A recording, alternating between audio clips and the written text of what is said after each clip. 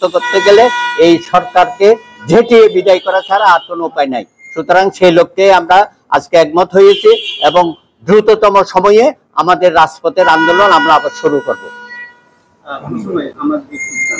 এই যে করিডোর খুলে দিয়েছে প্রতিবেশী দেশকে, এখানেও পরিষ্কার করছে এই সরকার কতখানি এই দেশের জনগণের বিরুদ্ধে দাঁড়ায়।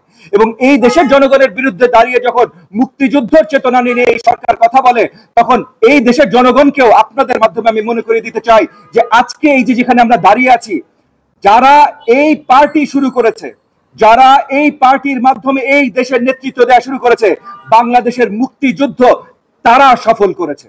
বাংলাদেশের স্বাধীনতা আমরা মহান মুক্তিযুদ্ধের মাধ্যমে এনেছি।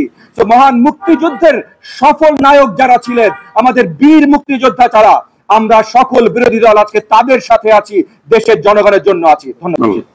বিসমিল্লাহির রহমানির রহিম। সম্মানিত খসরু ভাই অলরেডি আপনাদেরকে জানিয়েছেন যে চলমান আন্দোলন কিভাবে আরো বেগবান আমরা করব, এবং আমাদের একটা মাত্র গোল যে বাংলাদেশের জনগণের হাতে একত্রিতভাবে গণতন্ত্র এবং গণতান্ত্রিক সকল অধিকার ফিরিয়ে দেওয়া। এটা একটা মাত্র ভাবে সম্ভব যদি এই ফ্যাসিস্ট আওয়ামী সরকারের পতন আমরা টেনে এনে নতুন নির্বাচন দিয়ে জনগণের পছন্দের সরকার জনগণের হাতে তুলে দিতে পারি। আজকে পরিষ্কার আমরা দেখতে পাচ্ছি এই কোটা আন্দোলনের মাধ্যমেও যে সরকার কতখানি জনগণ বিরোধী।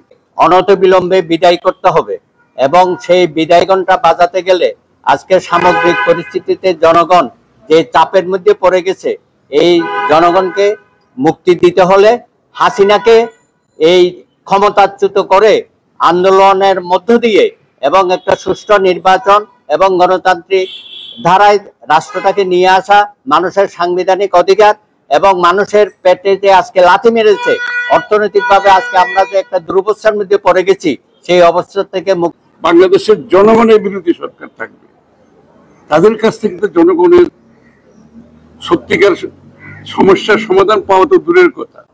তাদের কাছে একটাই কাজ, শুধু তাদের কাজ হচ্ছে একটা, সেটা হচ্ছে ক্ষমতায় যাওয়ার জন্য এবং থাকার জন্য যেই সমস্ত শক্তিগুলো আছে এবং রাষ্ট্রের যে অ্যাপারেটাস গুলো তারা ব্যবহার করে ক্ষমতা দখল করছে এবং থাকছে, তাদেরকে খুশি রাখতে হবে। আর যে অলিগার্কের মাধ্যমে তারা রাষ্ট্রীয় অর্থনীতিকে দখল করছে, তাদেরকে খুশি রাখতে হবে। আর বিদেশি শক্তি যারা তাদেরকে ক্ষমতায় যাওয়ার জন্য সহযোগী হিসাবে কাজ করছে, রাখার জন্য তাদেরকে খুশি রাখতে হবে। মূলত এই সমস্ত তাদেরকে খুশি রাখার মাধ্যমে তাদেরকে ক্ষমতায় যেতে হবে এবং থাকতে হবে।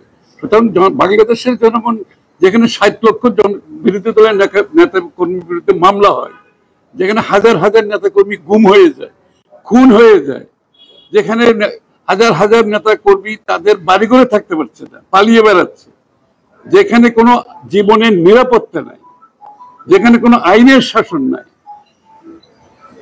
একমাত্র কারণ হচ্ছে তারা নির্বাচিত সংসদও নয়, নির্বাচিত সরকারও নয়।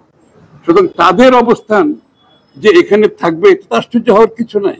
এখান থেকে তো মুক্তির আন্দোলন চলছে, এই কারণেই তো মুক্তির আন্দোলন, এবং এই মুক্তির আন্দোলনে আজকে জাতীয় ঐক্যবদ্ধ।